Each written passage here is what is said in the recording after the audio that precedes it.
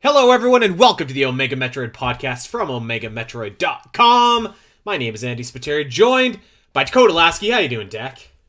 I'm doing pretty good. Pretty good. I'm on my third playthrough of Metroid Prime Remastered. This time on hard mode, going for 100%. I just beat Thardis. This game's great. Having a good time with it, and yeah, I'm doing pretty good. How you doing?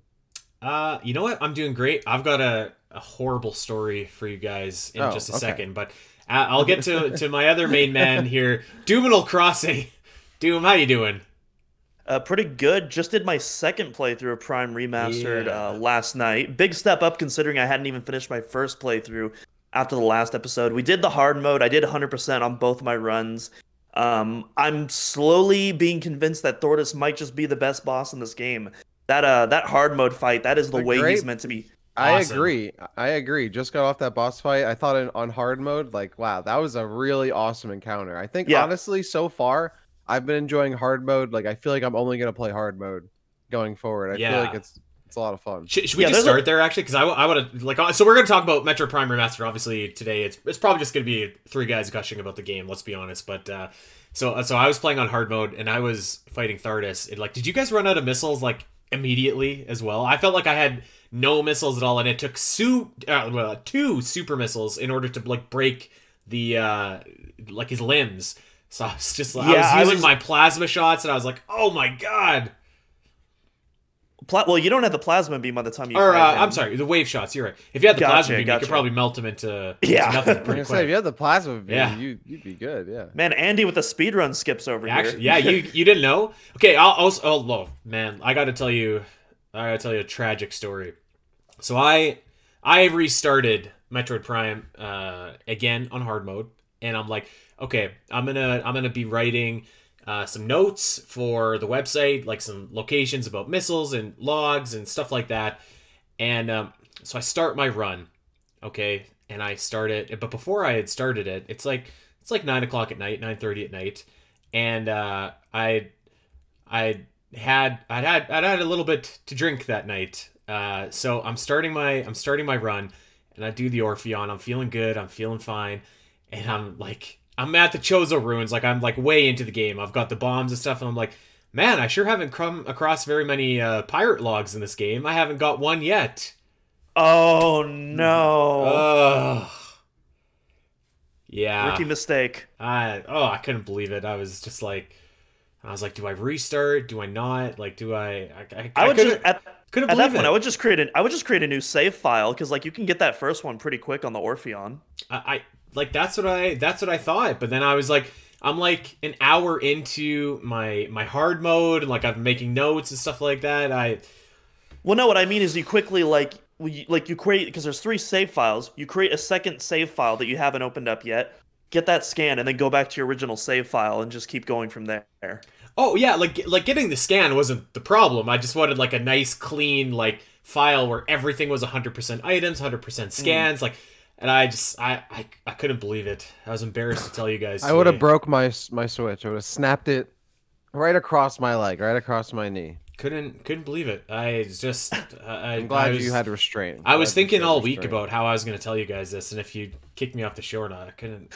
No, actually, so my first playthrough, I was on the second phase of Prime, and I was about halfway through, and I was like, I don't know why, but I decided to check my logbook. And I realized I completely forgot to scan him the first time, just because of how blown away I was. We'll talk about we'll talk about that fight later, because I got a lot of really awesome notes on that. But yeah, I realized I forgot, so I'm like, oh no, poor me. I guess I have to fight this awesome boss again. So I restarted my game, and yeah, I fought the first phase again, which was a lot of fun. There you go. Yeah, there you go. I really enjoy that boss fight too. Yeah. Well, yeah. So it sounds like we're all kind of grinding through hard mode right now. Doom, you're finished, and Dak, I think you and I will probably be done soon. I had one death. I had one death in the phase on mines, but that was my own fault, because I you know like the upper part of the phase on mines, like when you go in and there's that big room with all the phase on the ground, like it's kind of like 3-tiered. There's a bunch of space pirates in there, and like it's like the one right after Omega Pyre, right? The one right after Omega Pyre, yeah. So when you come in the other way, I was trying to snipe them from the top, and I fell, and I was like, oh no, and I went crashing down to the bottom. Which there was tons of Phazon, there was tons of pirates, there was a turret, and I was like, so I didn't quite die, but I just restarted from my last save. So yeah. I have a couple. I have a couple deaths under my belt, only 2 or 3. I guess I'm not getting flawless, like hard 100% flawless. I'll have to do another run to get a flawless run. But yeah, I died like to the security drones the first time I ran in there because I just messed that up, and then the first adult Sheegoth battle. Just again, like, just didn't like was it was sloppy play, like not trying to preserve my because when you're going for 100%, like by that time, like you have a pretty solid amount of missiles, like energy tanks. Like there's still an aspect to the game where like some lower level enemies you can kind of ignore, but like other ones just easier to just clear the room. But like the boss battles, like they hit you so hard if you don't if you're like fiending for missiles, you really gotta not make mistakes. And I was just playing sloppy, so I do have a couple deaths under my belt, but it was fun getting that far. Did just have the Thardas boss fight. Just got the spider ball, and yeah, I feel like I'll probably end up playing more tonight, and then if I don't finish it up tonight, I'll probably finish it tomorrow. I don't know about you guys, but sorry, dude, one last thing, and then I'm gonna turn the whole show over to you.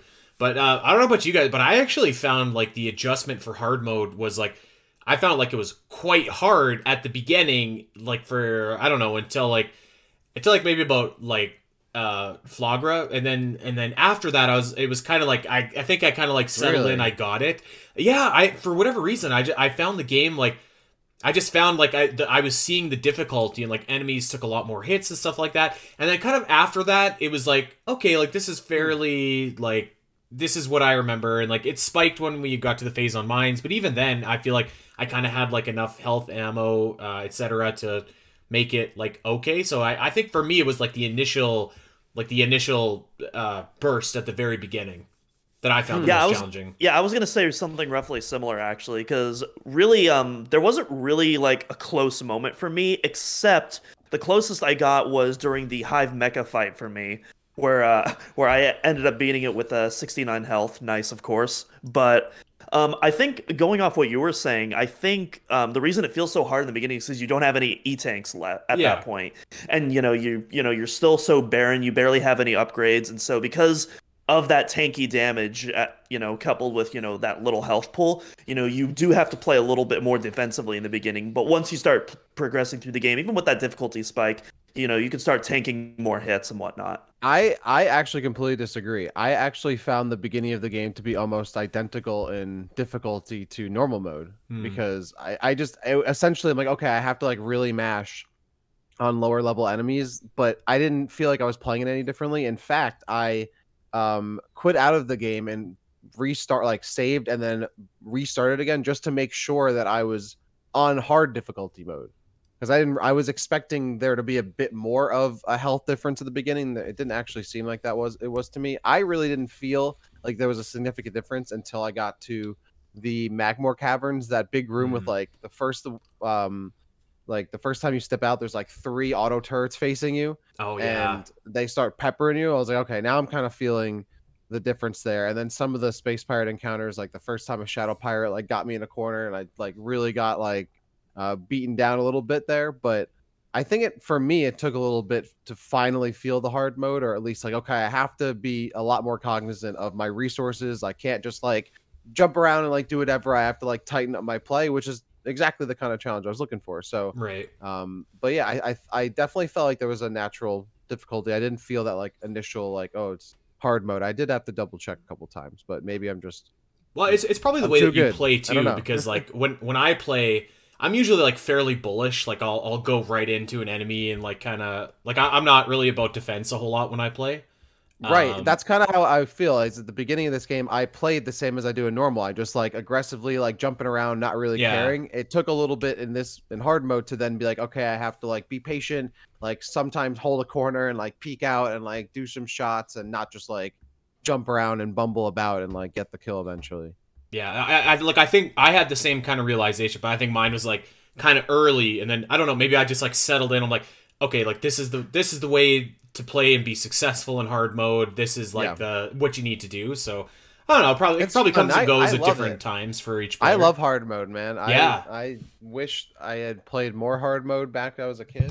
Oh, my mic's leaving me. Uh-oh. And I was saying before the show that I almost wish there was a legendary mode. I wish there was an even harder mode above hard mode that like really like between that and like dread mode in dread, like something that like fusion you're really difficulty. like you're getting really chunked. Like it's not a one shot kill, but you're getting really hurt, and you really got to play patiently. I would love that.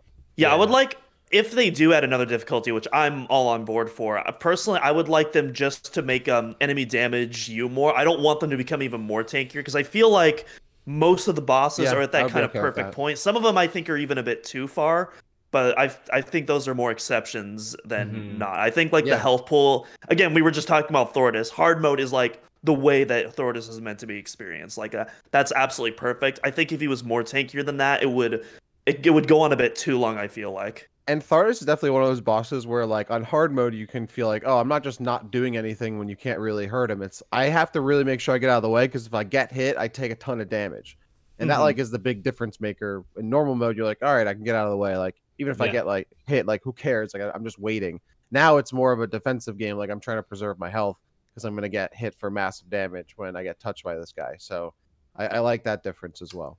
Meta Ridley too as well. You have to play very defensively. Although y'all know my thoughts on Meta Ridley, so I won't get into that. Hard mode, yeah, man. I can't wait. I can't wait. I know that's funny that you said that about Thordis because actually, like I felt like I ran out of missiles like right away, but I felt like I did like pretty good for health, and he hit me like a few times, and I don't know what it was, but I think I was expecting like one hit to take out like a full tank, and I remember kind of be like, that's what I want. Okay, that's not too bad. That's what I want. Yeah, I want that. I want like every touch is at tank. That's it. That's what the mode I want. I do wish, and like this is more like in general. I think we were talking about our hard mode preferences a couple weeks ago or whatever. Maybe it was in the Discord. But like I would like another difficulty, but it's like imagine like I don't know phase on difficulty or something like that. And instead of like enemies doing more damage or having more health or something like that, there's like some way they could work like environmental stuff in, like for example, like if you're fighting the Omega Pirate, like maybe like half the field is now covered in phazon, so you can't stand on it or whatever, like it saps your health. So it's like an extra challenge that you have to be cognizant of while you're fighting, or like maybe when you're fighting Thordis, there's like something similar. I don't know, phazon or whatever it is. So that's kind of like what I like, or like I don't know how you'd apply that to like regular rooms with regular enemies, but like that's kind of like the hard mode challenges that I like, or like extra things that you have to kind of worry about and be looking for. Yeah, I agree. I mean that's like skulls and like Halo or like modifiers in Destiny, right? Like you have like little like things that you can turn on that'll change the campaign. I hope Metroid Prime 4 has that, but that would be cool if they retroactively added that and be like, all right, like up the amount of enemies in this room, or like, all right, these rooms have more phasing on them, or less resources around here, or whatever it is, or whatever. Like that would be some good replay value too, because then you can just constantly jump in and out with all these different combinations of modifiers and really craft your own kind of game. Yeah, you can even do like zero mission rules, or like maybe missile expansions and energy tanks give you less than they would on other difficulties. Yeah, honestly, that too. Okay, I have one more thing, and then Doom came prepared today. He has like a whole plethora of stuff that he brought up. But he does. I have a couple of things before we jump into that, but we won't go too long before we do that. Okay, I literally have two things so we'll go me, Dak, Doom, because I'm the least prepared. Dak's somewhere in the middle, and Doom was ready today. I'm a little prepared. So I'm prepared, but yeah. Okay, so one thing that I didn't play through my first playthrough of this at all, but I turned it on for my second playthrough. Finally turned on the narration. I've never listened to the narration before in Metroid Prime, ever. Okay. So just like a very minor thing, but like I listened to the intro at the beginning. I can see why it was cut. It's kind of hokey, a little bit cheesy. I don't know if you guys have had a chance to listen to it, but I can see why it was cut. And it's funny because they use like the I guess the PAL versions of all the names and stuff like that. So when you load up your game, you can be in Phendrana Drifts, and it'll be like Ice Valley, and they announce where you are every time that you open up your game. So really? Wait, yeah. What voice is that? It's like, an original voice. It's like it's like this very deep voice that's like Ice Valley. It's like it's some dude, and like the same dude does the intro too. It's not Samus. It's very weird, and I never listened to it before, and I'm So does it every time you enter an area, or just the first no, time you? So if you were to save and then shut your game off, then when you restart the game, so if you saved in Phase on Mines and you shut your game off for the night and you picked it up the next day, you would load the game and it'd be like Phase on Mines, and it's almost like the Smash Bros announcer. It's like, you know, Poke Floats or whatever. Like Yeah, it announces where you are, so it's just I'll have kind to try of that. That's yeah. weird. It was weird, but I'm like, I think it's very cool that it's in there. So I just wanted to throw I'm that out glad there. that it was not in the original version though, and it's not on by Yes. default. I feel like that would just betray the isolation of being on Talon 4. Then you just have this guy like reminding It's you weird. where you like, are. Don't Ice use that at all. Valley. Yeah, it's weird. Yeah, that's kind of where I'm at. Like, I'm glad that it's not on by default and that it wasn't in our version of the game. But like the fact that they included it as a nice bonus, if you want to check that out, I think is super awesome. Yeah. Yeah. So just wanted to throw that out there. I thought it was interesting. Second, I guess observation I had in my playthrough, and specifically on hard mode, is I think if you would have asked me like to rank the beams and how in order of how much I use them, like once you kind of have all four, would be like plasma, power, wave, ice. I actually I almost feel like that's flipped in my hard mode playthrough. I've been like the ice beam has kind of been my go-to, which I found is kind of strange because it's so slow and plodding, but like just like the space and like the time that you get if you can freeze an enemy, you can pump it with more shots, missiles, anything like that. I found that like really helping on my playthrough, specifically with like regular space pirates or shadow pirates and stuff like that. I don't know about you guys, but I've kind of the ice beam has kind of increased its value to me in this last playthrough.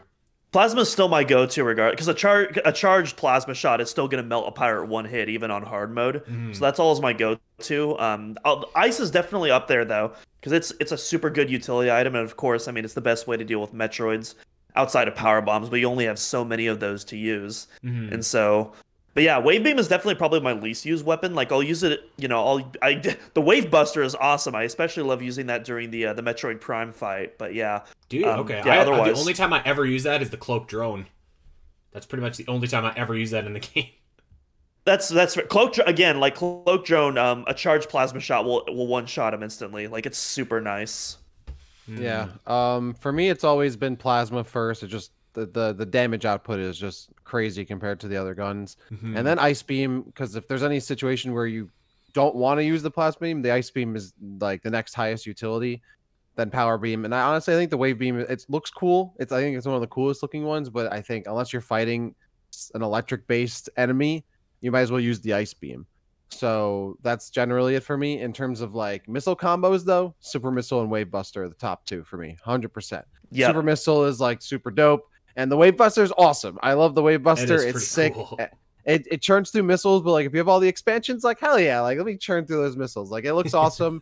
It locks on. It's great. I use it any chance I get. So both of those things. That's my rank. It didn't change in this one, but man, especially with the dual analog and all that, like using like the plasma beam feels so good. It feels awesome. And sometimes I love just like not using lock on and just going around and free aiming it. Feels good. I've been doing that a little bit more, and it does feel kind of satisfying. You feel like, you kind of feel like a sniper if you're, if you can make that shot. Yeah, if you nail them without the lock on, it feels good. It feels good. Yeah, my first playthrough, I posted on Twitter. I actually sniped the cloak drone that you get the power bomb from with the super missile. That was super satisfying. Gotta do like 360 no scopes on stuff. Like, You gotta turn your sensitivity up real high, which I would love to jump into. Unless you have anything more, Andy, on your points. No. Please go ahead. Yeah. So, since the last episode, I jumped into all the options in the game, especially the control options, because I very clearly last week I was playing on default and didn't really dig into them too far. So I gotta hand it to them.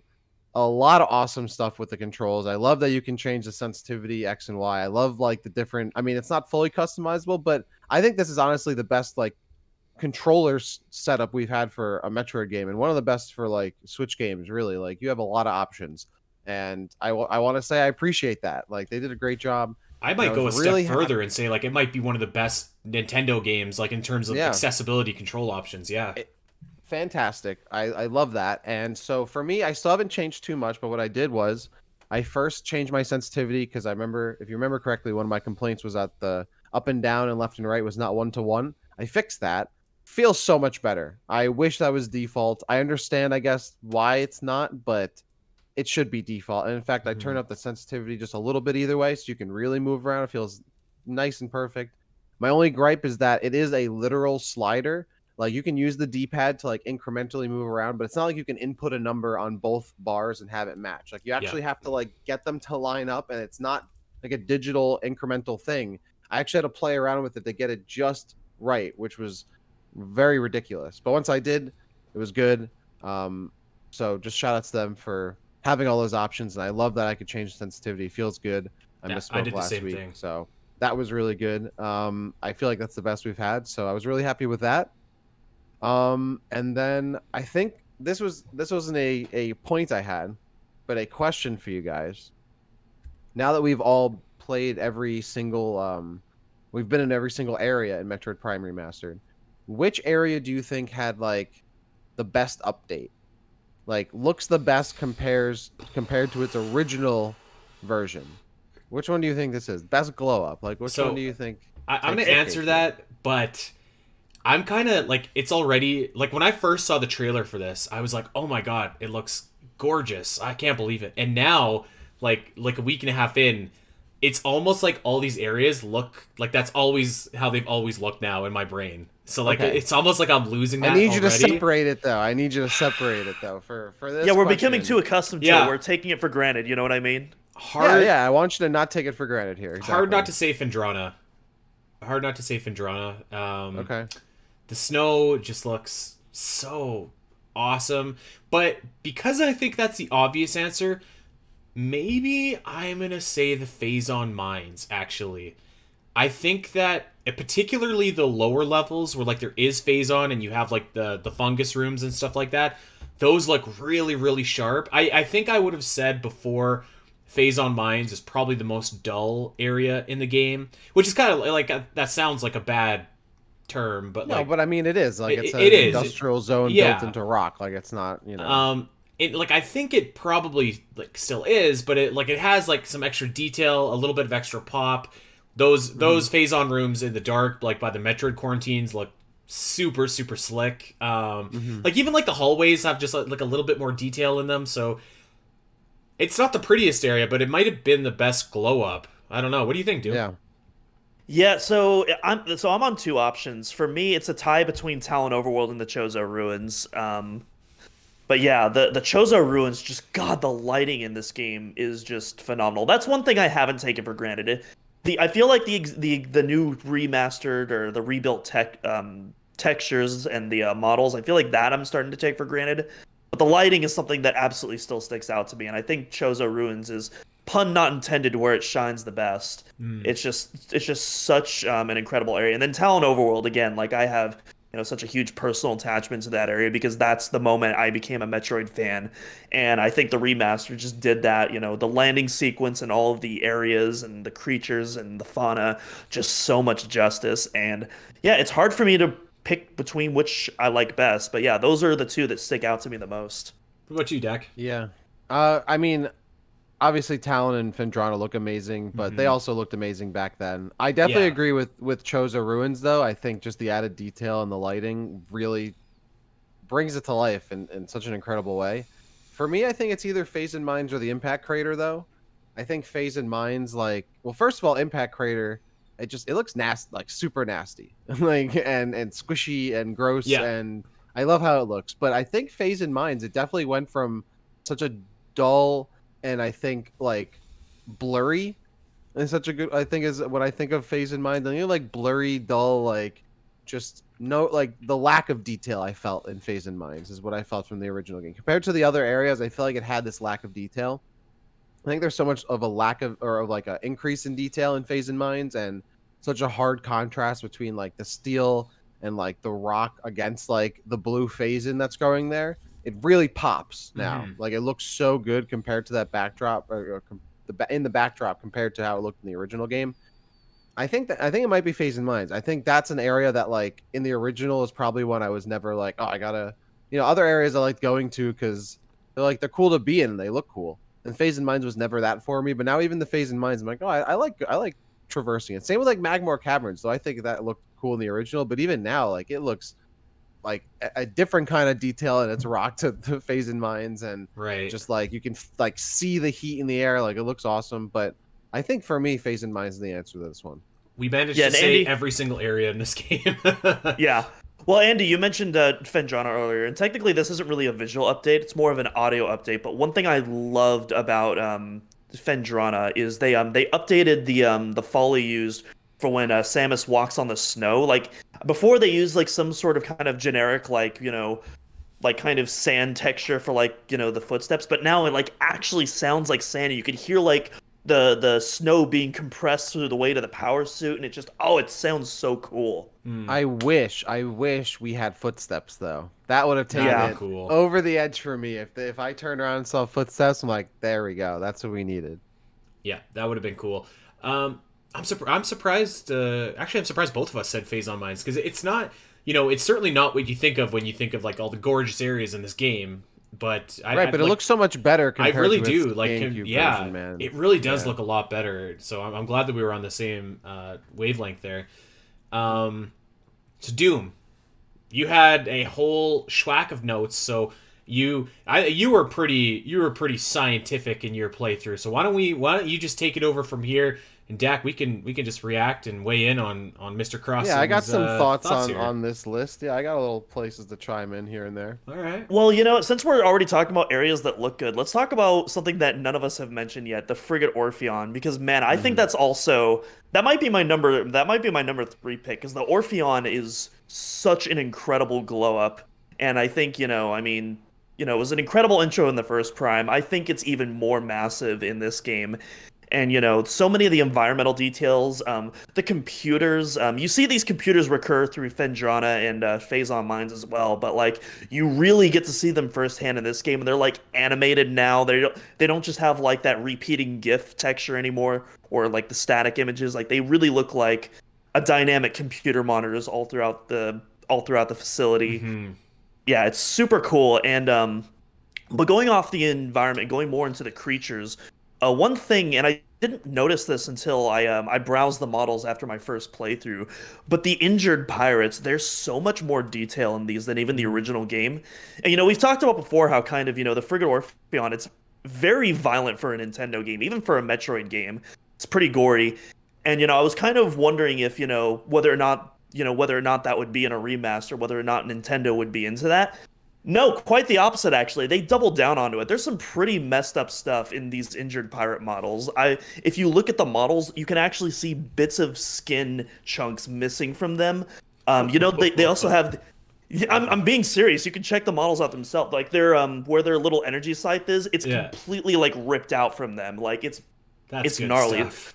There's those little hoops that they have that are like drilled into their skin. The one on their right shoulder is like completely ripped out, and you can see where like the puncture is. It's like absolutely gnarly stuff. We talked about last week how the Parasite Queen that you fight, it has battle damage as well and stuff like that. And there's just an ungodly amount of detail like put into this first area alone that's so cool. And even during the escape sequence, something I noticed is when Samus is getting out of there, you can actually see space pirates being sucked out of like the holes being blown out, and you can like see them floating out in space like when you're chasing Ridley.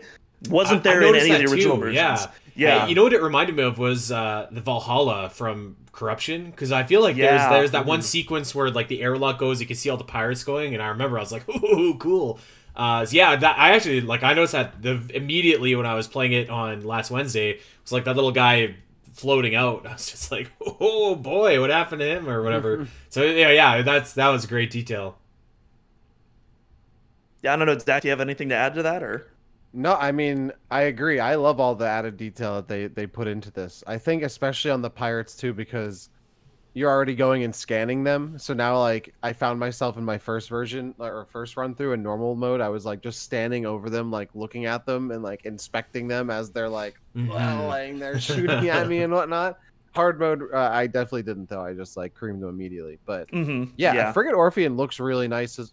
I think that like general point, amazing. Like even if you just like the initial like drop in and Samus's ship arriving, like the glow of the planet from behind, like again, such like clarity. Doesn't feel like you're looking at this big blurry like geometric ship anymore. Like you can really see the detail in it.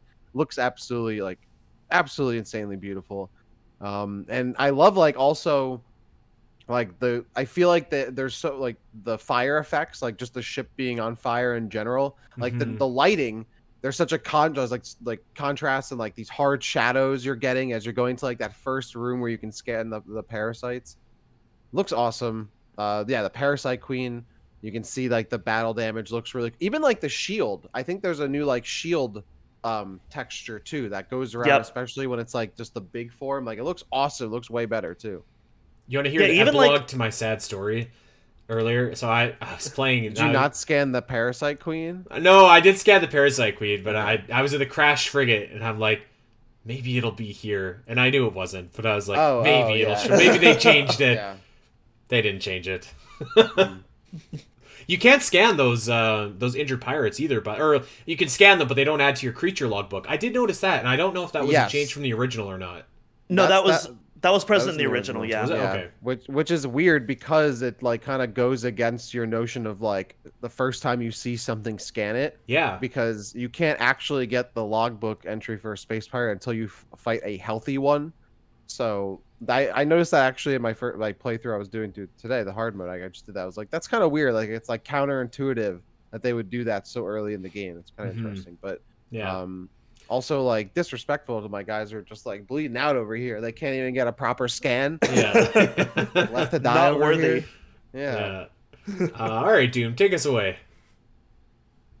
Yeah, sure. I was gonna mention like the new shield textures in general look like so cool in general. Like you mentioned the PQ shield, but even like those little like panel shields that you see on the Orpheon and like the Phendrana base and all that. Like that looks so awesome, and especially some of the ones you deactivate, they have like they don't just fade out anymore. They have like this cool animation now. Yeah. At the same time, like there's so much detail put into that I just absolutely love. Other stuff I put on my notes, just I think we already talked about the power beam and how it fires 3 shots now, kind of like Hunter, so I won't get onto that. It does feel like Hunters though now, especially now in hard mode where like you really do kind of have to like hit it a bit, like a lot more. Like if you're trying to rapid fire kill stuff, I was like, I feel like I'm playing Hunters right now with how hard I'm mashing. Yeah, I personally, I know some people don't like it, and I wish there was an option to like resort to like the default 1 shot before charge. But I mean, I personally like it, so I don't mind it. I agree. Yeah, I feel like it takes like an extra millisecond to get those other 2 shots out. Like, I haven't even noticed it ever, like having a delay in getting my charge shot. So I actually haven't even seen anybody really make a stink about that. I don't know, maybe they're not, but I haven't seen that be an issue at all for me. I mean, I wouldn't say stink, but I've seen some people say that, like, oh, I personally prefer the GameCube version or the way they did this, but, like, this isn't, like, something that breaks the experience, you know? I'm assuming that rate of fire is still present in the GameCube controls. I played a little bit with the GameCube tank controls, but I can't say that I noticed a difference with the fire. I wasn't looking for it, though, to be fair. I don't know if any of you guys have or not, but I'm assuming that's probably the same. No, I haven't tried it. I'll probably try the GameCube controls if there's ever, like, what I mentioned last week, an update like what they did with 3D All-Stars and Sunshine, so that because I would definitely like to play an authentic GameCube controller experience with this game for sure. I tried it, and it was tough to go back. It was really tough. Yeah, man, I feel like I've said on the show before, but like just the original controls really held it back a little bit, and still the game was so well regarded. Just imagine if it had dual analog from the beginning. By the way, a 21-year-old mistake was rectified when IGN gave this game a perfect 10 out of 10 review the other day. I remember I was like a pretty big Nintendo fanboy kid, and like I was like Metroid Prime, and it got like 3 10s at EGM, and then IGN rated it, and they had it at like 9.8. And I was like, what? 9.8, and the reviewer in the years since was like, I should have just made it a 10, and well, better late than never, I guess. So it got the perfect 10. Better late than never. Yeah. Shoutouts to Sam Claiborne who reviewed the remaster. It was actually a really good review. Even if you're not an IGN fan, I would definitely recommend checking it out. I met him once. Nice guy. Oh, real? That's awesome. I went He's got. to IGN, their HQ. They had like their monthly. You can come in. So I got to meet Pear. I got to meet Sam. It was pretty cool. Oh, nice. Yeah. Yeah, dude. Sam's got a dope mustache. They let you in. Yeah. They let I you know, in. right? It was a cool amiibo. Pierre had all this like amiibo there. That's pretty cool. I'm like less than 2 hours away from San Francisco. I should visit IGN one of these days. It was cool. It was very cool. I went there for my wife took me there for my 30th birthday, so it was an experience. It was pretty cool. Anyways, that's all right. Nice. I didn't mean to railroad us here, but shout Oh, out to no, Metroid Prime Remastered. 10 out of 10. All good, all good. Great game. Yeah, I'm good gonna game. for this next positive thing, I'm gonna mention Andy's favorite topic, frame rates. But it's a good thing though. It's a good thing though. So immediately I noticed this the second I booted up the game. But the new title screen and main menu, in the GameCube version, they all ran at about 30, maybe lower, maybe 24. I'm not quite sure. But in this game, these new menus are full 60 FPS, which I thought was a pretty nice detail. And the credits as well, obviously, when you beat the game as well. So I thought that was really awesome. There you go. Other random Love it. other random details. When Samus is at low health, someone correct me in the comments if I'm wrong, but I believe that these are new to the remaster. But there's new breathing sounds Yes. when Samus is at low health. I don't remember these in the original, but I was gonna say could I be don't wrong. remember him in the original, but I also don't ever remember being at low health in the original. Like almost never. So I can't tell you if they're new or not, but I want to noticed say them. that they're. I want to say that I don't remember them being in the original because I feel like it was always just the beeping of like Yeah. your health is low. Yeah, I mean that's cool. Yeah. she's human. She's a person. She's I wish fine. that there was like some kind of option to turn that sound off. Like I know the I'm at low. beeping, yeah. It's like when you're playing Zelda and like you got half a heart left and the stupid thing won't stop beeping. It's like Yeah. I know how close to death Yes, I am. I I don't agree. need this telling me. Luigi's Mansion 3, which is a game that I've praised here multiple times, has an especially egregious one when you're at low health. It's super annoying. Really, what it should just do is just like change your like HUD to like red or something. Yes. You know, Or- like just or have like anything. a color and like anything other than the noise. Yeah. But yeah, that is the breathing is cool. Also, I do want to say just on the previous thing, I know we already went past this, but I just want to say like again how smooth and seamless this whole game experience is. That like from title to main menu to gameplay to credits is smooth, no stutter, like 60 frames. Still haven't hit a door that takes long to load. In fact, in my hard playthrough, you know that door we were talking about in friggin' Orpheon, open like butter. It took an extra second because it's just the nature of the door, but like nothing, Yeah. no hiccups, nothing. Beautiful. I actually didn't add these in my notes, but one thing I do want to add, the closest thing that I got to a quote-unquote slow door, and I'm being, for people on the audio podcast, I'm heavily emphasizing these quotation marks right now. But the closest one that I got to a slow door was kind of that infamous artifact temple door right before you enter. But even then, like in the GameCube version, I think it takes like 10 seconds to load, whereas here it takes like maybe an extra half second to load, which is nothing. Oh, I All didn't the even other notice ones- that. Yeah, all the other doors open like instantly in this game, which is really awesome. Yeah. Okay. Well, Doom, you got a whole plethora of notes. Let's keep on rocking and rolling. I guess since we just talked about frame rate, I guess I can go a little bit into this one in my mixed category. So this is something that I thought I would really like, but I'm not sure how I feel about it. And I guess Dak, Andy, you can kind of maybe influence my opinion one way or the other. So the Omega Pirate, awesome fight in this game, incredible, very fun on hard mode, can confirm as well. But the Omega Pirate introductory cutscene on the GameCube version, when it breaks out of its stasis tank, it has a frame drop. It goes to about 35 FPS. And they fixed it in this game. It's a lock 60 in this game. And I thought that would be really awesome. But consequently, because of that frame drop, it almost like reduces that impact of the stasis tank being shattered. Whereas in the GameCube version, like it almost feels like time momentarily slows down. It really emphasizes the impact of it going down. But because it's locked, you don't quite get that. And so I'm unsure how to feel about it because it is technically an improvement, but I'm not sure if it was for the better. I don't know if you guys have any opinions or if you even noticed that to begin with. I would say that well, I didn't notice that specifically, but I did notice like because this game has like such a massive level of polish. One thing that I would say carried over from the first game into this game is like it does kind of look a little bit. I don't know what the right descriptor here is. Not hokey, but like when the elite pirates bust out, and probably the Omega pirate as well, when they bust out of their containment, it doesn't look like it's not like the hand is like hitting the glass, it cracks and then it shatters. It's just kind of like it hits the glass and like it kind of explodes. It looks like not that it looks clunky because it's a smooth animation, but it looks kind of off a little bit. So I would say that I noticed that, but I didn't notice specifically what you're talking about. But I can confirm that there are some times when like a dropped frame rate can like kind of, at least to me, like almost enhance sometimes. Like in Breath of the Wild, for example, like there are times if like you're shooting like an arrow at I don't know, a fire barrel at a moblin camp, it'll slow down a little bit and it's almost like a slow motion explosion. So like it's like kind of unintendedly cool. Yeah, so it happens a lot. I see what you're saying. It happens a lot in Doom Eternal as well. If like you take out an entire horde of enemies, like you'll have this brief frame drop, and it just makes it feel even more epic. Yeah. So I didn't notice the Omega Pirate specifically, but I'm literally, like I said at the beginning, I'm literally about to go fight him, so I'll look out for that.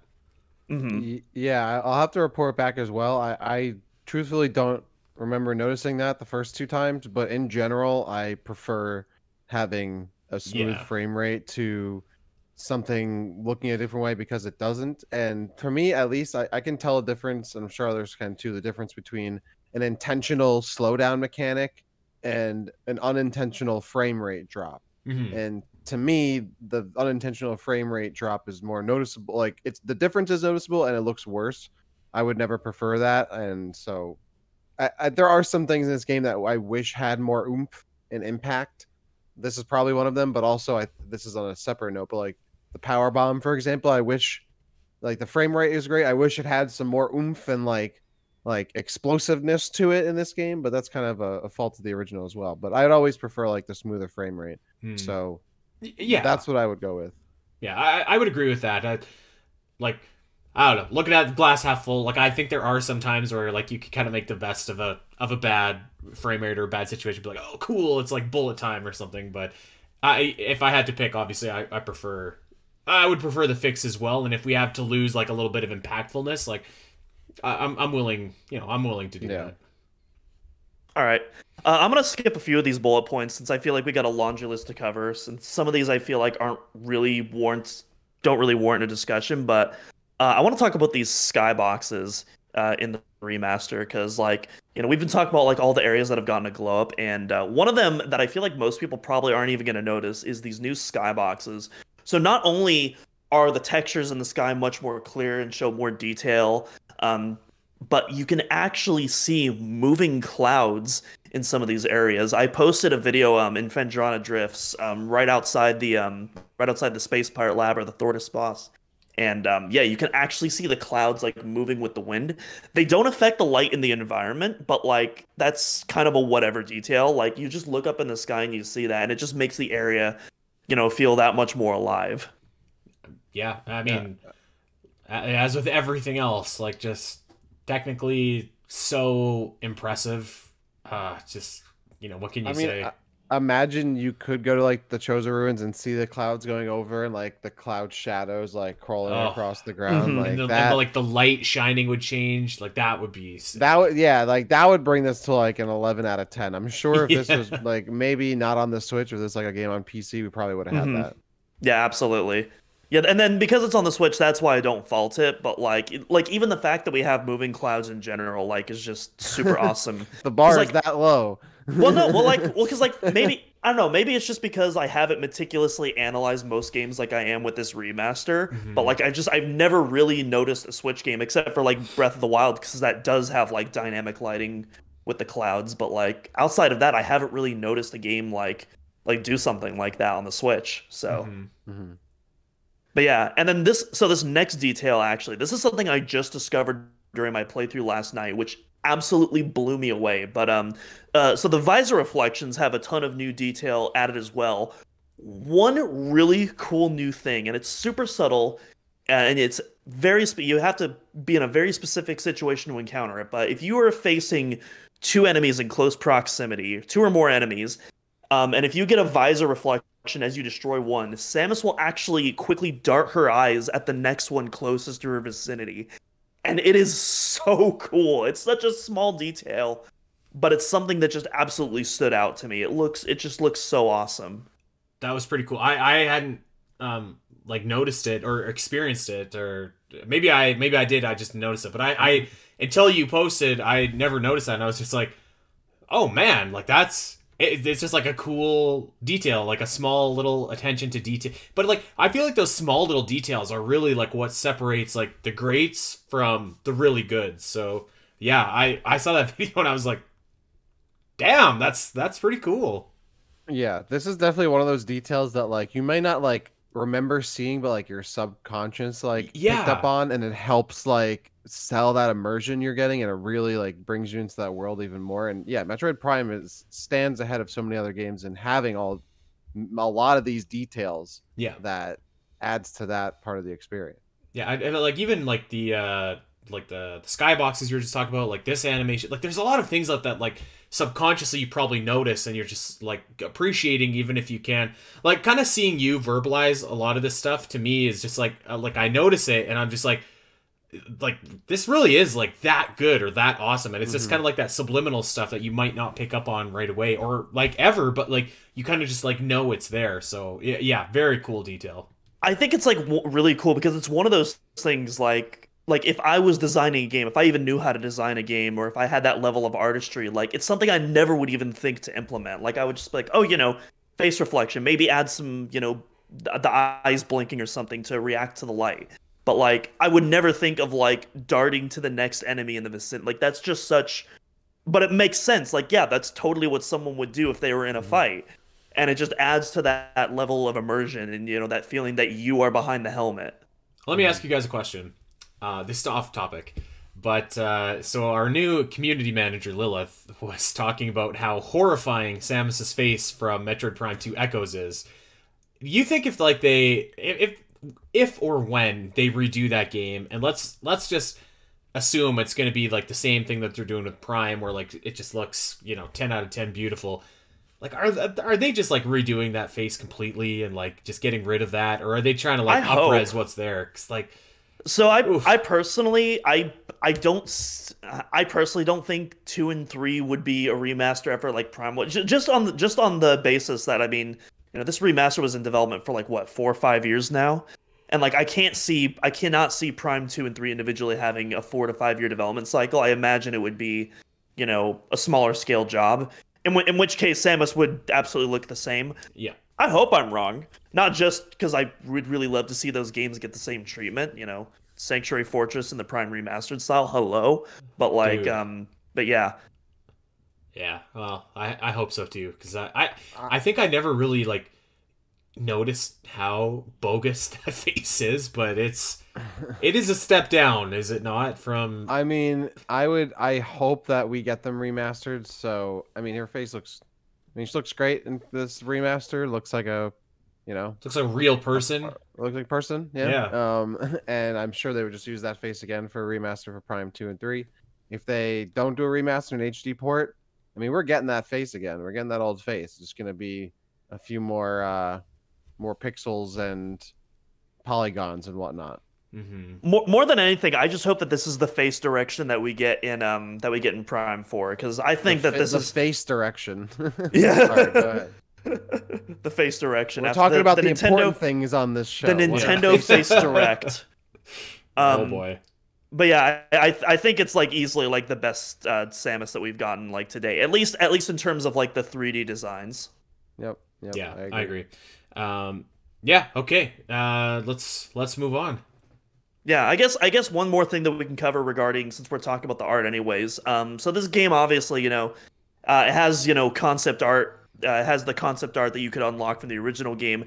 It also has concept art that the new team at Retro and Iron Galaxy and all the studios that helped out, it has a bunch of new concept art that you can unlock through your playthroughs as well. And oh my god, some of this stuff is gorgeous. Like I in my have one notes, specifically that I want to bring up. You go ahead. yeah, in my notes, I specifically have wallpaper worthy highlighted here because some of these like room shots, like there's a shot in like the frigate Orpheon with like the dead PQ like stabbing that dead pirate. It looks like that's a wallpaper shot right there. There's so many others. Andy, you can go on and talk about what stood out to you. The character model of actually both in game, but like really like the model that you could unlock of the not the elite pirate, but the like The Phazon Elite? the Phazon elite, yeah, with like the big blue blob on it. That guy just looks awesome.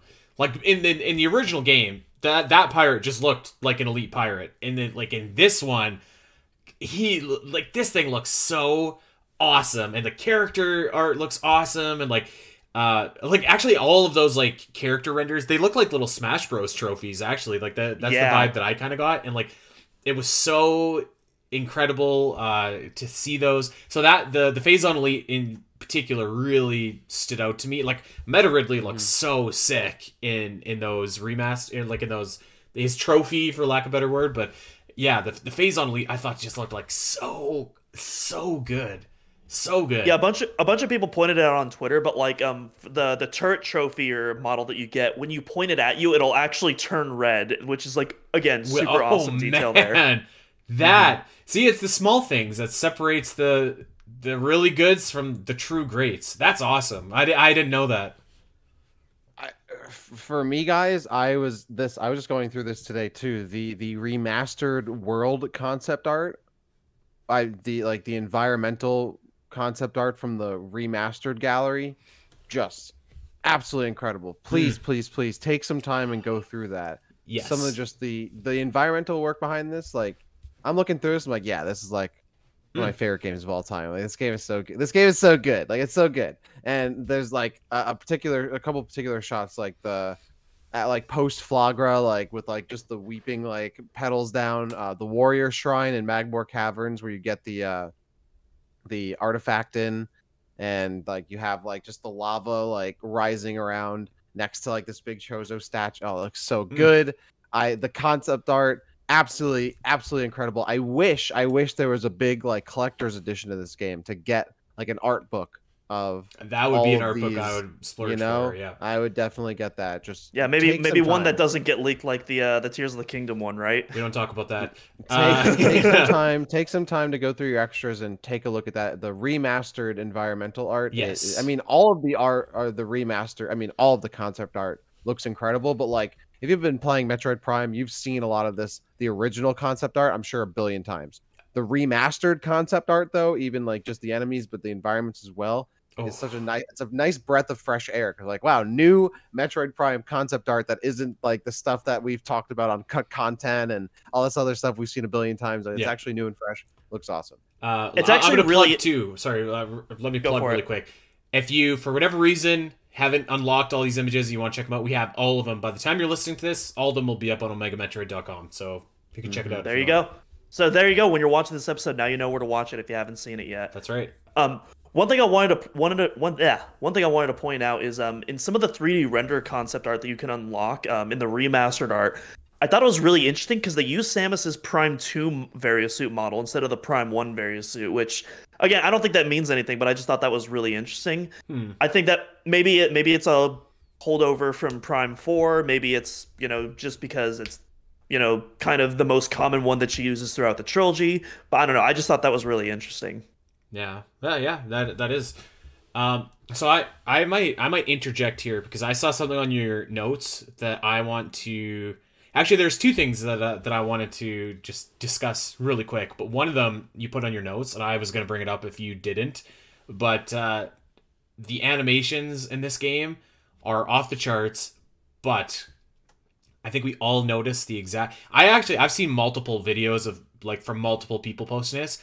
When Samus runs and jumps against Metroid Prime, holy God, she looks so awesome. She looks like just like the biggest badass you've ever seen in your entire life. Just like mono a mono, and like against Metroid Prime, this worm evil, like just it looks so awesome, and like all the animations in this game pretty much look spectacular. But like that one in the Phazon suit with like the glow of the Phazon and that setting with that music, it's just like, whew, God, it looked good.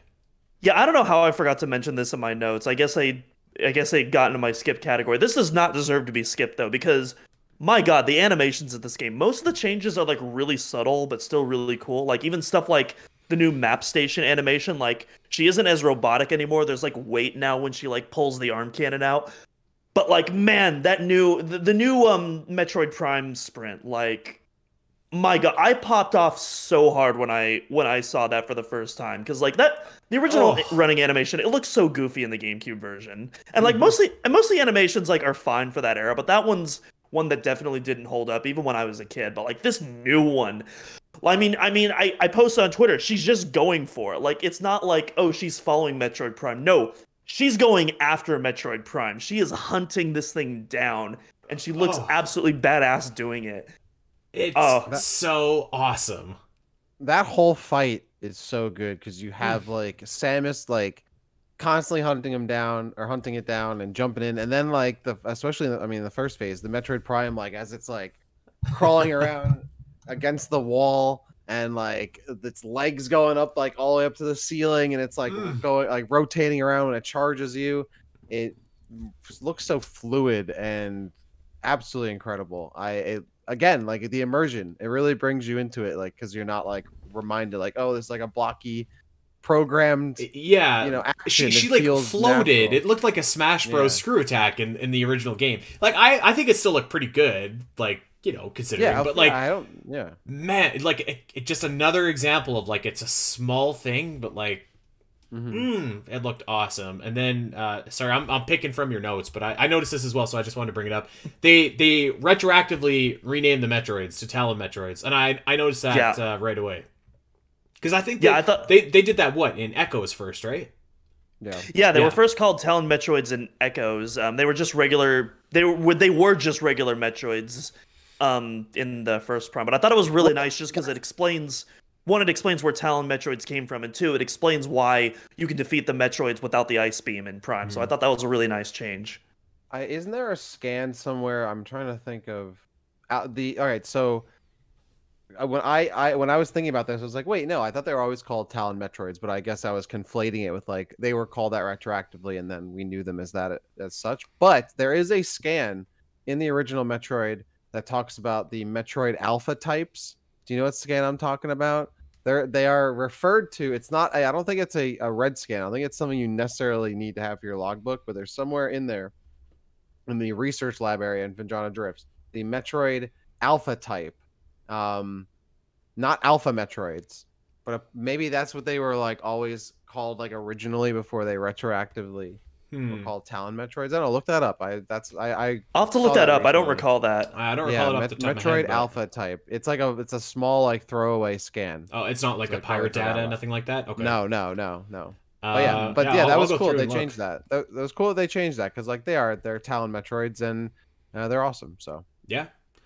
Sorry, I probably threw off your feng shui there, Doom, but no, it's all good. Just wanted to get that out there because just that animation. No, the less scripted the conversation is, the better. Yeah. I mean, what's really cool about the running so not just the running animation itself is improved, but also like she doesn't just immediately go into the jump. Like at the end of her run, she pauses and she like does a short leap and then springboards into like the somersault now, and it just flows so much more naturally now. Right. Okay, so you've got some negatives to talk about here. Maybe we should go into that, because I mean we spent a lot of time, justifiably so, talking about how awesome this game is, but there is some there are some drawbacks here, and I think clearly the biggest one far and away has been the credits controversy, which just kind of seems like it didn't need to happen. Like it feels like it didn't need to be a thing. And so if you haven't heard, when you roll the credits, you get all the people that worked on the remaster that are credited first, which is fine. And I think at the end of the credits it says like based on the work of the original work of the development team for Metroid Prime for the GameCube. and kind of leaves it at that, which, is pretty lacking, I think, especially because we just had something similar happen with Legend of Zelda Skyward Sword HD, where they had the new dev credits and then the old dev credits, and it's pretty lame. I mean, let's call it what it is, and hopefully that gets patched. But I think that would be like Nintendo admitting that they made a mistake, and I don't know that that's going to happen. So kind of a it didn't need to be there, and it's I'm not going to say it's a black eye, but it is like a negative that didn't need to be a negative. Right. Well, I will go there for you. I think this whole thing is pretty disgusting, if I'm being completely honest. And again, I love this game. Everybody needs to go and pick this up right now, but this is not acceptable in my opinion. And it's actually, I think we're shortchanging a little bit, because not so obviously, like the big one that's kind of gone viral, because a lot of the original devs have talked about it, is that the original development team is pretty much barely acknowledged and only, credited as a single like thank you to the original team that developed the GameCube and Wii versions. But there's also, unfortunately, something similar that happened, that we covered with Metroid Dread, where people who did work on the remaster just aren't being credited at all, allegedly. I have a tweet pulled up right now from at Alpaca Ash on Twitter. She's a former senior environmental artist at Retro Studios, and she made this tweet where basically, she didn't get credited at all, and like so many of the people who did work their butts off, were only listed in the special thanks section without like their job titles and descriptions of what they did. And there's a whole thread here of other people who chimed in as well. There's one here from Elizabeth at 710 Wonder Dev, and she says, I worked on this game and only 5 people on our team, about 35 were credited. And like that's just gross, man. There's no reason to do that. Credit the people who worked on your damn game. Like, yeah, I mean, yeah. Now, I don't really have much to add beyond that. I don't know how. I mean, maybe someone, our pal Kiwi can maybe tell us more about this, but like, I'm not sure if there's like a specific amount of time that you need to be working on a game to have. I was gonna say, like, I feel like part of this is like, because I think there's like 2 issues here. Like the first one I think is like the industry-wide issue, it seems, of like policy that many developers have across the industry of, depending on how much you've worked on the game, you either don't get credited, you get a special thanks, or you get a full credit. Right. That I don't think is exclusive to Nintendo. Obviously, anyone who does it, like, I think personally, if you contribute any amount to the game, you should be credited fully for whatever you contributed to. On the other hand, there's also the maybe Nintendo specific of not crediting the original game, like who worked on the original game.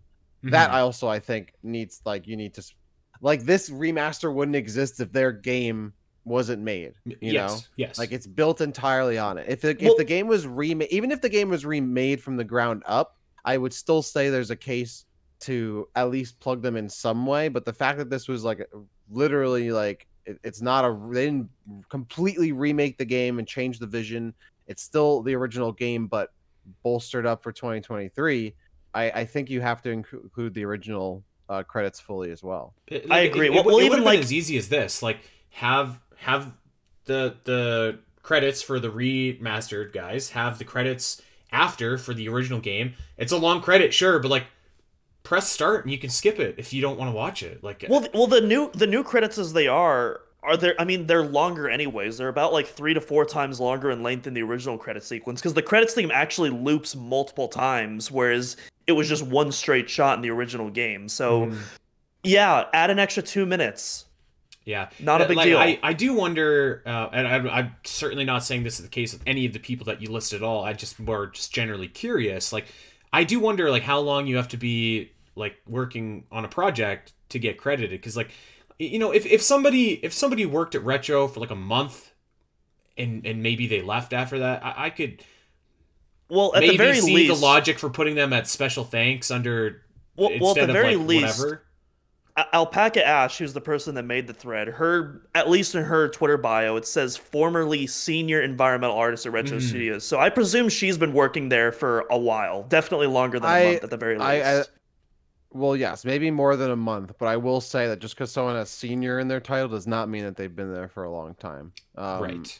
So not at all knocking whoever this is, and very well could be the case, but as someone who's worked in a, Yeah. for I most get what you're companies, saying. like Yeah. that's not necessarily the case. But yeah, I mean, I do think that you should be credited, like even if you did work on it for a month, but there must be some threshold of like, okay, if you worked here 6 months, then you get a specific credit. If you didn't work here, Yeah. 6 months, you get a special thanks, whatever it is. I'm not saying it's Yeah, right. I think that's fair. what Yeah, I like, think that's totally fair. and I wonder if Right. that's like a thing. But I think that's I have no think idea. that might be a thing. Yeah. Yeah. So Because like it may not be right. But I could understand that. You know what I mean? Like having you under special. Like if you work there for 6 weeks, maybe you're contracted for 6 weeks. Maybe it's a special thanks Right. versus like I don't know. I don't know if you Yeah. get compensated differently depending on what you look. I have no idea. probably So. you probably do, but Well, yeah. another thing that we also have to keep in mind is like, this is what people use for like resume building because, Right. unfortunately in the game industry, there's a lot of turnover between studios. People are constantly going back and forth between multiple studios and, having a game that many people are saying is the best looking game on Switch, if you're an environmental artist, like that's a really good piece to have on your resume. But if you're not in those credits, like yeah, you can still you can still provide put it on your yeah, resume. you can Oh, yeah, still provide easily. documentation. You can still provide documentation to prove that you worked on the game, but it's just so much more unnecessary work on your end as well. Yeah, Whereas for whereas if you worked on the game, you could just point to an IMDb credit and like screenshot that on your resume. But yeah. Yeah, I think the thing that kind of stinks the most for me is definitely the original. Yeah. Like, the original guys should be credited. There's no reason it shouldn't. And particularly, like I said, because we saw like a year and a half ago, Nintendo did this. So like I don't know why they wouldn't do that. I don't maybe this is a Retro Studios thing. I'm not sure. And they felt like perhaps because Retro also developed it that they could just not include. I don't know. But it seems again, it's just like we've been celebrating so much and deservedly so for this achievement, this amazing achievement of a game, and it's just like a little negative thing that didn't need to be there. Like I at think all. I think the biggest part is just it's so unnecessary. Like this shouldn't have Right, even been a thing right. that happened.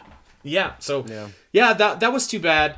And certainly something that's been making the rounds, and maybe we should have even talked about it to start off the show because I think it's a pretty big deal, but it's just it sucks like it because it didn't need to be a thing. It's very unnecessary. Of all of the negatives that I've listed here, whether it be design choices or technical errors, like by Yeah. far the credits thing, this is if I had to pick one thing to get fixed, this would be it. I have look, I'm looking at the rest of your negatives, and I don't think anything here is really like Most of like these are negative. Yeah. most of these are like very minor details. Like I only have 2 of these, and the credits being one of them that I've listed as like a major issue that I'd want to be fixed.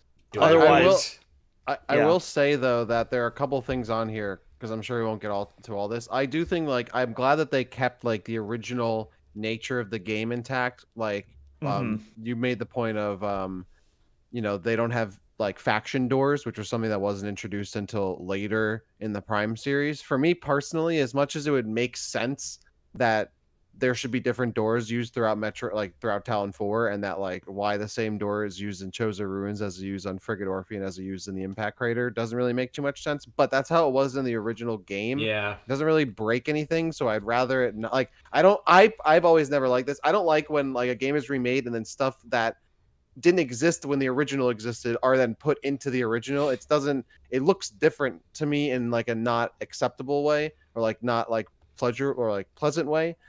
So I'm glad that they didn't do stuff like I'm glad they didn't like bring back the Prime 2 or 3 visor and made that the visor for the Prime. Like the Prime 1 has the distinct look on the visor. I wouldn't want them to make it look like Dreads or Prime 2 or Prime 3 or whatever it is. Yeah. So I'm glad they didn't make those kinds of changes personally. I've seen a lot of people talking about these doors, and I'm just like, I think the doors look fine. I think actually they look great. I think I'm like, great. I think I'm the like, doors look great. Is this I'm what we're sorry. talking about here? Like, are we talking about the doors? Or like, I'm there's less. sorry. Like, I think they even look better. I think they look better to be honest. I think they look better. I was like, what did they look like before? Like they look like doors to me. They look the Yeah, same. They look better, man.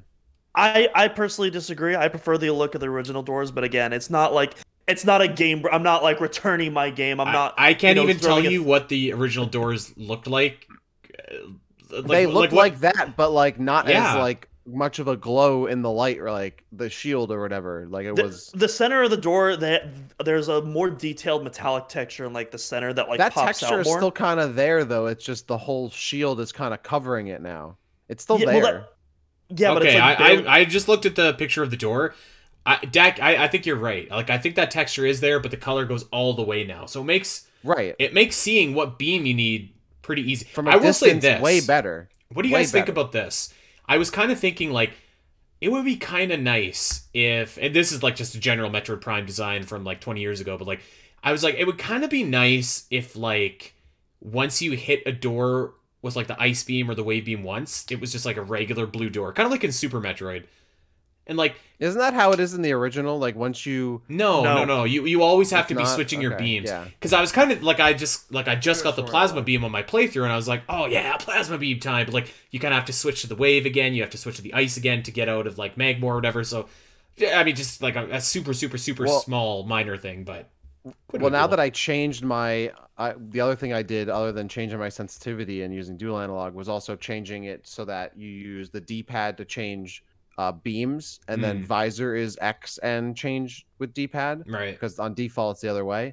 So I did it for my most recent run, and it does feel a lot better, and I think it kind of like negates that feeling of, oh, I have to change back and forth because it's so easy to change Right. while you're, I mean, I guess Not the that one it's thing I hard to have change in- with the button, anyways. It popped in my mind while I was like Yeah, going yeah, through. yeah. Yeah. for sure. Yeah, I agree. Okay, so there's one other thing I want to bring up, and I'm not entirely convinced that we'll never get this. I think there's like a small chance the fusion suit shows up. I agree. I think if they do the Dread like free update, Yeah. like we got boss rush mode. Imagine they do that for this. Like, oh, here's boss rush mode, and you beat boss rush mode, and you get the fusion suit or whatever. You get the Dread suit. Or I could just see them being like, or the fusion suit. Metroid Fusion is now available on Nintendo Switch Online. By the Or way, that, if you're an yeah. owner of Metroid Prime Remastered, check your updates because now you can play in the fusion suit. I could see that.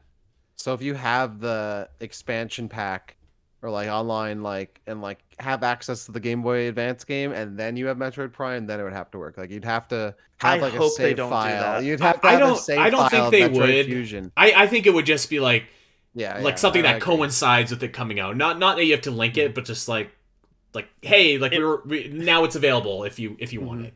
It would be Samus Returns fusion difficulty all over again. I don't want that. Yeah. Even though I would be able to unlock that since I'm on the expansion pass. Shout outs to Andy for that, but yeah, I don't know. I feel like if you're gonna do it, just do it in a free update. Especially in the trilogy, you could do it without having to connect fusion, obviously. So just you think may as they're well gonna just port do it that. over. Yeah, I think they're gonna do that update. I think when Fusion drops, they're gonna be like, "Hey, here's Fusion Suit for Metroid Prime. Check it out." I think they're going to do that as well. I have to admit to you guys, I don't love the fusion suit in Metroid Prime. There's something about it that looks kind of funky to me. Yeah. And I don't know what it is. I agree. I don't really need it. I agree. Yeah. That's why I didn't think this was a major thing to not include, just because I mean, Dak and I can't remember what your thoughts are on the fusion suit, Andy, but I know Dak and I, we I are like the very fusion much suit. Yeah. I love the Yeah, Fusion Suit. Okay, great. So we Now are that all Various fusion suit version though, that's horrible. Yeah, King. I like the King. origin. The base color is obviously better, but how it Yeah. looks in Prime is kind of weird. And I personally never really used the Fusion Suit or like want to use it in Prime. So if it comes back, if it looks better, I'll use it. If not, I'll probably just whatever. I think I used it one time in all the times I've ever played the game. Otherwise, I just use the defaults. I agree. I think I literally had like my fusion link cable gimmick to get that suit like back in the day. And I was just like, oh, this doesn't look that good. So I don't even know if I played the whole game with it. It could look great, but whatever they did with it in the original is not. Well, I think it's Not just great. like it's obviously just cosmetic, and like part of the appeal of the fusion suit is like how different and Yes. like whatever it looks. But like this is just kind of like the colors go on Samus's power suit or Various suit or whatever. Yeah, so. they just got rid of the big pauldrons and just kept the same Yeah. size of the rest of the suit. It looks Yeah, awesome. yeah. Okay, Doom. Anything else you wanna rack up from your list here? Yeah, sure. So I guess this is the only other major issue that I would like to see fixed. But And the only reason I'm putting this as major is because I've now encountered this on both of my playthroughs in Metroid Prime Remaster. But there is a major audio bug in Research Lab Ether, which for those who haven't memorized all the room names, that's where you encounter your first Talon Metroid in the game, you know, which shows the whole cutscene and whatnot. That's Research Lab Ether. And every single time I've entered that room now, I've encountered this bug, and I've seen in the comments other people have encountered this as well, where like there's like this weird audio clipping issue. Some of the audio will cut out entirely. It's not very noticeable when you're like listening to it on your speakers, or when you're listening to it on Twitter. As someone who's playing this game right now with my surround sound headset, it is unbearable. It is really bad. Like you'll actually have sections of the audio just completely like cut off briefly and come back on. And it's super weird. I don't know what causes this. It only happens when you enter the room, and it's only on the second level of where you enter. So after you defeat the Metroid and you jump out the window and you go onto that other floor, it's completely gone. We're back to normal. And so yeah, I don't know what's happening, but I've encountered this on both of my playthroughs. It sounds really bad, and I really hope that is fixed. I'm gonna be honest, I didn't notice that on any time I've played the game. I'm My with third Dak. playthrough, I didn't have that. I mean, honestly, I'm no music guy. Like, I have not been I will admit I have not been playing the game on like these headphones or surround sound headphones or whatever it is. Like, I've been playing off my Switch. That's probably why I haven't noticed it. Yeah, it's very subtle when you're not listening to it on a headset. Like, I was actually surprised. I was listening on Twitter. I'm like, really? That sounds nowhere near as bad like when I was listening to it on my computer speakers. But like in a headset, it's just awful. If you were listening on a headset, even if you had zero audio training, you would be able to tell the difference. It's very noticeable. Yeah, I was gonna say I was even one further than you, Dak. Like I was playing on my Switch upstairs, but we also had like some music going on, so kind of it didn't notice it. I will say though, I did come across it had to have been a glitch. I was fighting the first elite pirate, and we were having a good fight, and he kind of started walking into a wall. He got to the wall, and he's walking, and like he must have stayed there for like 5 minutes, and I was just kind of like, okay. So I'm shooting his cannon, shoot. I finally destroy his cannon, and like I swear to you, it must have been 5 minutes. So like eventually, once his cannon is destroyed, then he's just like, he does his ground smash attack or whatever, and then like comes back to life. But I was just like, hello, like I'm over here. Do you want to fight? So I've seen a lot of weird stuff with the Elite Pirate AI. Like I was watching someone Maximilian dude. I don't know if you all are familiar with him, but he was at the Elite Pirate fight, and he had his little shield thing out, but he was just standing there and just not moving at all, and for like a minute or two straight. And so yeah, maybe these guys don't want to fight you in the remaster. They just want to be friends. Like I don't know. So yeah, that's the only thing I've noticed. Although I have seen a bunch of people notice or point out the Thardis glitch rather, where he just keeps on like rolling. So I haven't experienced that one myself, but I haven't gotten to that. And I know some people were questioning me in the comments are like, how could you like Thordis and not like the Meta Ridley fight? Because they both have the thing where they go out, and like for me, it's like I don't know if it's just my playthroughs, but Thordis like. He doesn't roll anywhere near as often as Ridley flies, and the rolls are, take up far less time. And you actually have to do something. You don't just stand there and wait for him to come back. So I don't know. That's neither here nor there. That's just me though. Yeah. I don't know. Yeah, I haven't noticed that glitch personally, but I have seen a couple of videos of people where Thoris is just kind of like stuck in place rolling or whatever, and that's fine. Like honestly, like for how good this game looks, how smooth it is, like. I can put up with Elite Pirate doing something weird every once in a while. So yeah, I agree. I feel like everything is either so like I haven't noticed it. I've just been enjoying it. Like when you're having a good time, like you can put some of that stuff and compartmentalize it. But I haven't had any like weird pathing or AI or like enemy glitches in my runs. And if I have, I've not noticed it. So I'm happy about that. I had one instance, but it was super funny, and so I didn't care how much it broke like the flow of the game. But I was in Phazon Mines. I was blasting away one of the wave pirate troopers, and the power troopers just were not reacting at all. They were still like in their kind of base animation before they detect you, Meanwhile, right next to them, this wave trooper is just getting fried alive, and they just do not care in the world. And I thought that was pretty hilarious. Hey, tell me this, guys, if you notice this. That just sparked something in my memory. And tell me if you remember this from the original game or not. But when you get the Phazon suit, you can actually just, like, damage and destroy enemies just by walking into them. Like, you'll take damage, but now you can destroy, like, lesser enemies simply by touching them, which I thought was a really cool detail, because, like, you have the Phazon on you, and, like, when you're in the mines, if the pirates fall into that Phazon pit, they're dead. But now you can, like, just waltz into people and, like, poof, they're I've destroyed. never noticed that before. Like, I never noticed it until this last playthrough either. I was like, that's so cool. Is it just like smaller enemies, or like? Yeah, so it'd be like your Chozo Ruins Talon Overworld enemies. You couldn't do it to a space pirate or anything like that, but, like, you will take damage as well, but, like, they will die. So I don't know. I feel like that has to have been an old detail, but I thought it was very cool. Well, you have that, like, weird, like, Samus has that little, like, film around her suit. Like, maybe it's that little. It must be, but I never noticed that, and I just thought it was like a very cool detail. So I don't know. Maybe our listener could tell us if that's new or old or what. Well, since we're talking about the Phazon suit, I may as well get into this one. They used the worst Phazon cutscene, boys. 0 out of 10. Do not buy. I'm just kidding, obviously. But yeah, for those who don't know, there's actually 2 different Phazon suit cutscenes that have appeared throughout Metroid Prime. The first one in the US version has, like, this animation where Samus actually looks like she's getting corrupted, and then she does the iconic, like, I don't know how you do it in the camera, but, like, where she's holding the arm cannon, she's, like, leaning on her left leg. That pose, right? From Metroid, that concept art pose, yeah. And then in the PAL and the Japanese versions, she does the one which they included in the remaster, and they also did it in Trilogy as well, where she just kind of stands up and checks out the suit.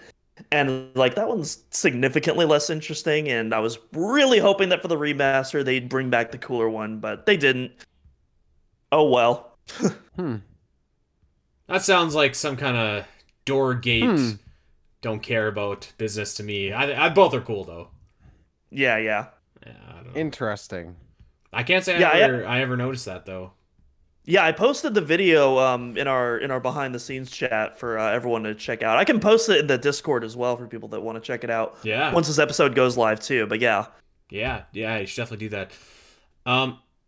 Okay, well, so I guess that's like our deep dive, deep thoughts into Metroid Prime Remastered. So we're gonna keep riding this train for a little bit. We're gonna have another Mapping Metroid coming out. We eventually want to get to a show where we're gonna be taking some fan questions about Metroid Prime Remastered, and then we've also got another show in the books that we're not ready to talk about yet. But yeah, we're gonna keep this train rolling. But I guess for now, I think we've touched on everything we need to touch on today, unless we missed anything, guys. I mean, obviously we didn't cover everything on my list, but, like, I think we got well more than enough out of that discussion. Oh yeah, we have lots of time to dive into the rest of that too, for sure. Yeah, I 10 out of 10 game. Yeah, that's the thing that I want to drive home the most. Obviously, we were talking about some of our things that we'd like to see changed. Most notably the credits at the end. But at the end of the day, despite all the problems that they have, at the end of the day, like, this is one of the best games ever made. And this is, like, by far the definitive way to experience it. Yep. Yep. Totally agree. Definitive, easy 10 out of 10. So if something, I don't know, if this isn't Game of the Year, Tears of the Kingdom is going to have to be really good to be Game of the Year for me. I don't know. So we'll see, I guess. All right. Well, that is going to do it for us. We're running long, so we're gonna make this quick. You can check us out on Twitter at Omega Metroid Pod, at Spiteri316, at Daxity_, at Doominalcross, and check out OmegaMetroid.com for, hey, if you're stuck in Metroid Prime, you need artifacts, missiles, power bombs, energy tanks, check us out. We're right there, and we got your maps as well covered. And some missable scans. All that stuff is there, so check it out. Yeah, just posted the missable scans. Check that out. God sake. I wish I had looked at that before I started my game. Okay, check us out wherever you get your podcast. Like, subscribe, recommend us to that Metroid fan in your life. Hope everybody's having a blast with Metroid Prime Remastered, and we will be back next week. Until then, everybody, take care.